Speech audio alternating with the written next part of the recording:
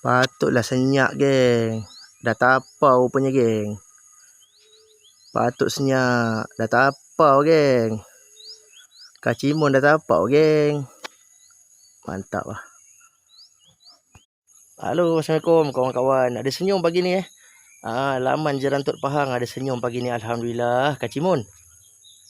Tapau target Kak Cimon.